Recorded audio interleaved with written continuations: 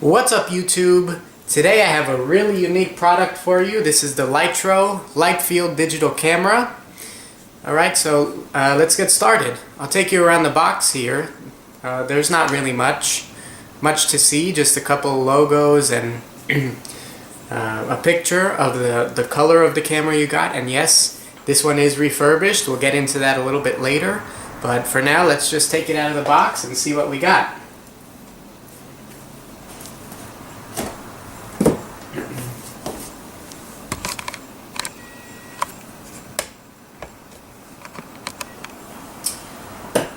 Alright, so here's the camera. Let's set that aside and see what else is in the box. Here we have a little user's manual type thing. Yep, just a quick overview of some of the things you can do with this camera.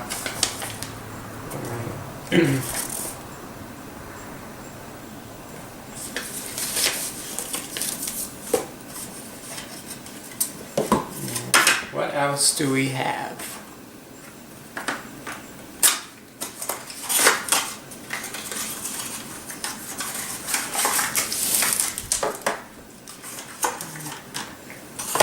We have a couple of accessories here. Alright. This thing here is actually the magnetic lens cap that just goes right on the lens like that. Right? Magnets. Bam. So that's pretty cool. And then they include a microfiber cleaning cloth, of which I have probably 1,000, but it's always nice to have more. Does it have the logo on it? No, just a standard microfiber cleaning cloth. And then here is the wrist strap.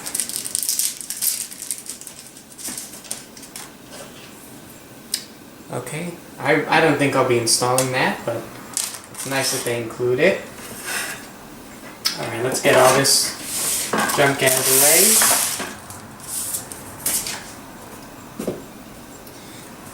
and get to the camera itself.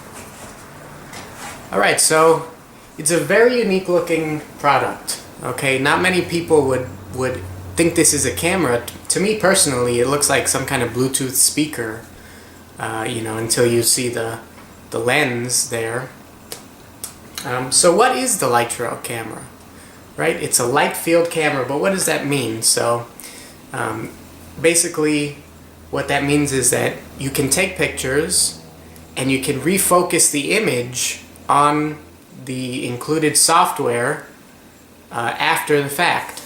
And you can also do something called perspective shift, which means that you can basically create a slightly 3D image. But I'll be showing you all that later. Alright guys, now let me take you on a little tour around the camera itself. Okay, so we have a brushed aluminum housing up front here with a nice rubberized grip on this back side. Right, so here's the viewing screen, and here's that the lens. Okay. On the top, the only thing we have the shutter button. Okay, which is kind of just a little indent, and then we have the zoom slider, which is a touch-sensitive slider to activate the 8x optical zoom. Okay, so let's turn it around. Nothing on this side except for these two little holes for the wrist strap. Okay, keep going. And we have the micro USB charging and picture transfer port. Okay, and the power button. And that's it for all the physical buttons. Now on the back here is the touchscreen / viewfinder. Actually, we could do a little cameraception here. Alright, so I'll talk to you through here. Okay, so you slide up and we have the menu. Okay, so there's very basic controls that you have here on the camera itself. So you slide up to access the menu, and here we have the self timer, so you can set it for 2 seconds or 10 seconds, and it'll automatically take a picture. We have the battery percentage indicator. We have the storage indicator. This one here is a manual focus mode, so you can tap and to set the focus of the camera. And then the last one is a Wi-Fi button. I'll show you how that works in a minute, because this camera does have built-in Wi-Fi to connect to a iPhone or Apple device. Okay, and then we have some basic settings up here at the top. We have about, tells you how many gigabytes your camera is, your software version, blah blah blah.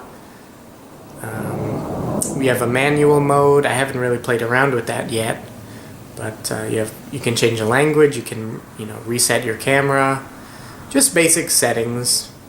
Okay, and so to review your pictures that you've taken, you just swipe in from the left side, and you can see there. You can just keep swiping, and you can star a picture as a favorite, and you can use the refocusing feature here. Okay, and then if you swipe on the zoom slider, you can have a larger view of all your photos.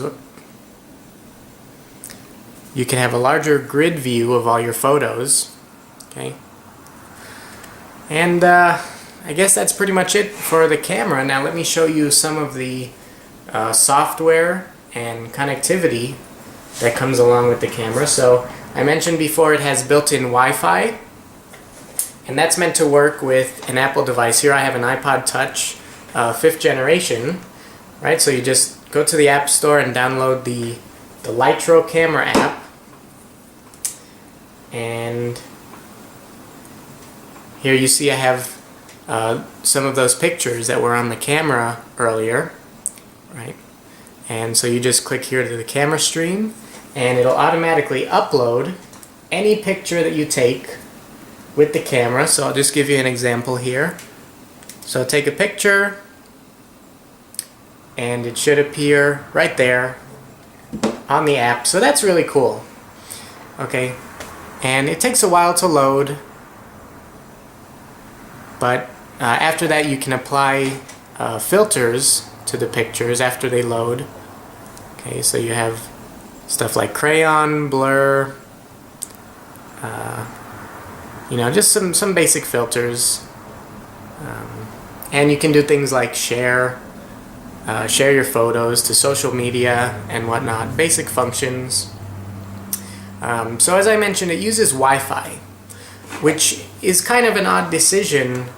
I don't know why they didn't go with Bluetooth or something, because in order to connect to the camera to your phone, you have to actually connect to the camera's own Wi-Fi network, which means that you can't be connected to the internet while you're uploading photos to your device.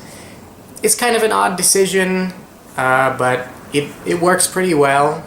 It's just a little bit annoying, but anyway, that's the mobile app. Okay, and all you do to connect to that is you swipe up, you press the Wi-Fi button, it'll give you a password, and then you just go into your phone's Wi-Fi settings and connect to it and put the password, and that's it. A pretty standard process. So now let me show you the computer software and how that works. Okay, so you just go to Lytro's website and go to download the software that comes up, and there we go. And so you just connect your camera with the included micro USB cable, and it'll show up on the control panel over here.